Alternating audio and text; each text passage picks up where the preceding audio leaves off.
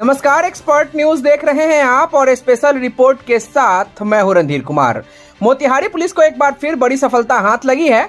Police ने गुप्त सूचना के आधार पर त्वरित कार्रवाई करते हुए घेराबंदी कर पिपरा थाना क्षेत्र के महुआ अंतर्गत NH 27 स्थित इफ्को बाजार के समीप से 4 अपराध कर्मियों को एक ऑटोमेटिक पिस्टल, एक देसी कट्टा, 5 कारतूस, एक डैगर चाकू, 3 मोबाइल एवं 2 मोटरसाइकिल के साथ गिरफ्तार करते हुए बड़े अपराध की घटना को नाकाम किया है। वहीं अपराधियों के विरुद्ध पिपरा थाने में मामला दर्ज कर कार्रवाई की जा रही है।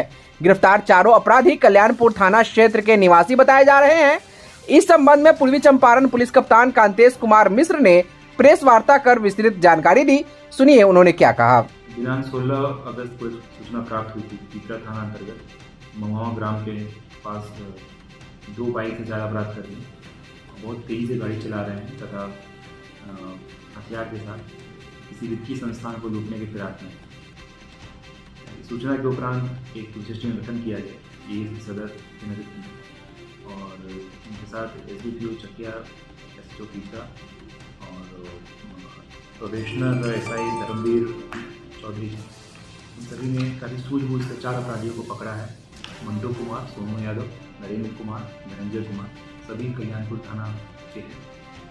उनके पास से एक ऑटोमेटिक पिस्टल, एक देसी कट्टा, 5 कारतूस, 2 मोटरसाइकिल, टैगर चाकू, 3 मोबाइल और 1 मास्क मिला है। उल्लेखनीय है कि मंटू कुमार के विरुद्ध पूर्व में भी 3 कांड दर्ज हैं। 2 कल्याणपुर थाना में चोरी और एक अपहरण और एक छतौनी में चोरी था।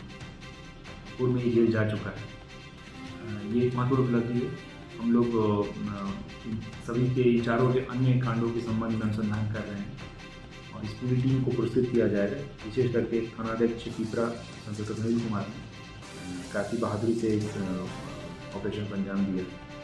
लगातार इस तरह कार्रवाई। सांसद सह पूर्व केंद्रीय कृषि एवं किसान कल्याण मंत्री राधा मोहन सिंह ने आज मोतिहारी के गांधी मैदान में जन सुविधा कॉम्प्लेक्स की आधारशिला रखी। इस अवसर पर श्री सिंह ने कहा कि शहर के हजारों लोग प्रतिदिन सुबह शाम यहां टहलने आते हैं। बड़ी संख्या में छात्र भी यहां आकर पढ़ाई करते हैं एवं हजारों की संख्या में खिलाड़ी भी यहां आकर अभ्यास करते हैं, लेकिन जन सुविधा के अभाव में लोगों को काफी परेशानियां होती हैं। उन्होंने कहा कि आज जन सुविधा कॉम्प्लेक्स की आधारशिला रखी गई है जो 1 महीने के अंदर बनकर तैयार हो जाएगा और यहां आने वाले लोगों को इससे काफी सुविधा मिलेगी। अपनी अद्भुत कला प्रतिभा से दुनिया के देशों में नित्य नए कीर्तिमान स्थापित कर रही अंतर्राष्ट्रीय ख्याति लब्ध गायिका, केंद्रीय फिल्म प्रमाणन बोर्ड भारत सरकार की वरीय सदस्य व चंपारण की बेटी डॉक्टर नीतू कुमारी नूतन को दुबई में भारत उत्सव सम्मान दुबई से सम्मानित किया गया। इस सम्मान से कला, साहित्य, संस्कृति के क्षेत्र में अति विशिष्ट उपलब्धि व उल्लेखनीय योगदान के लिए अत्यंत लोकप्रिय शख्सियत को नवाजे जाने की परंपरा है।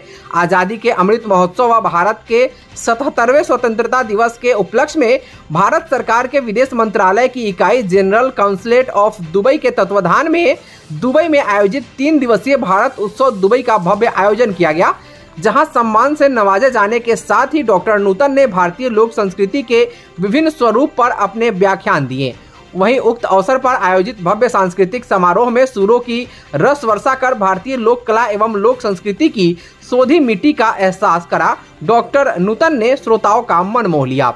भारत सरकार के विदेश मंत्रालय द्वारा सूचीबद्ध कलाकार डॉक्टर नूतन को उक्त समारोह में खास तौर पर विशिष्ट अतिथि के रूप में आमंत्रित किया गया था। आर्ट ऑफ गैलरी दुबई में विकास भार्गव के संयोजन में आयोजित सेमिनार में डॉक्टर नूतन ने 14 अगस्त को भारतीय राजदूत, कई देशों के राजनयिक, दुबई व भारत के कई महत्वपूर्ण राजनेता व सरकार के उच्च पदस्थ पदाधिकारियों की मौजूदगी में भारतीय लोक संस्कृति पर अपने अद्भुत व्याख्यान दिए। डॉक्टर नूतन ने खासकर बिहार की भोजपुरी, मैथिली, मगही, अंगिका व बज्जिका की लोक विधा व लोक धाराओं की परंपरागत खूबियों का बखान कर भारतीय संस्कृति की झलकियां पेश की एवं खूब वाहवाही बटोरी। फिर 15 अगस्त को अंततारा ओबेरॉय हॉल दुबई में ईरा भार्गव व रितेश मिश्र के संयोजन में आयोजित सांस्कृतिक समारोह में डॉक्टर नूतन ने अपने स्वर लहरियों से भारतीय लोक कला व पारंपरिक लोक संस्कृति पर आधारित गीतों की प्रस्तुति से दुबई में भारत की श्रेष्ठतम कला संस्कृति का परचम लहराया। दुनिया के कई देशों में भारतीय कला संस्कृति को प्रतिष्ठापित करने वाली डॉक्टर नूतन को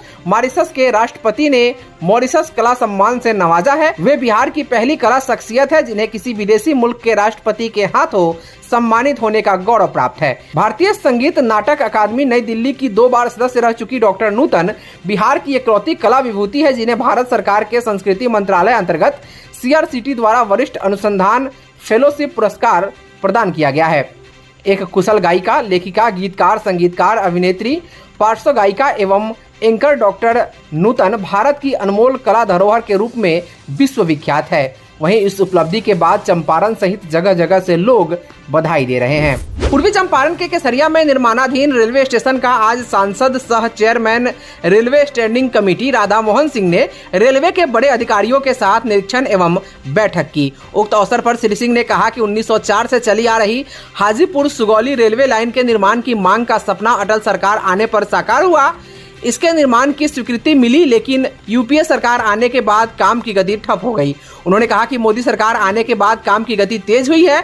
अब दिसंबर 2016 में हाजीपुर से घोसवाड़ तक 5.5 किलोमीटर रेल लाइन का निर्माण पूरा हुआ है और मार्च 2020 में वैशाली तक निर्माण कार्य पूर्ण होने के साथ ट्रेन का आवागमन शुरू हुआ। निर्माण की गति तेज होने के कारण अक्टूबर 2023 में पारू तक का निर्माण कार्य पूरा होगा। उन्होंने कहा कि दिसंबर 2023 तक देवरिया तक, जनवरी 2024 तक साहेबगंज एवं मार्च 2024 तक केसरिया तक का निर्माण कार्य पूरा हो जाएगा। इसके साथ ही दिसंबर 2023 में केसरिया स्टेशन का निर्माण कार्य और जनवरी में अप्रोच पथ का निर्माण कार्य पूर्ण हो जाएगा। श्री सिंह ने कहा कि मुझे विश्वास है कि मार्च 2024 के बाद किसी दिन केसरिया से हाजीपुर तक ट्रेन चलना शुरू हो जाएगा। उन्होंने कहा कि अरेराज में रेलवे स्टेशन का शिलाधार अक्टूबर से पहले होगा। दिसंबर 2024 तक अरेराज के नजदीक रेल निर्माण कार्य भी पहुंच जाएगा, बशर्ते कि राज्य सरकार भरतपुर में 53 एकड़ जमीन अधिग्रहण संबंधित प्रक्रिया जल्द पूरी कर ले।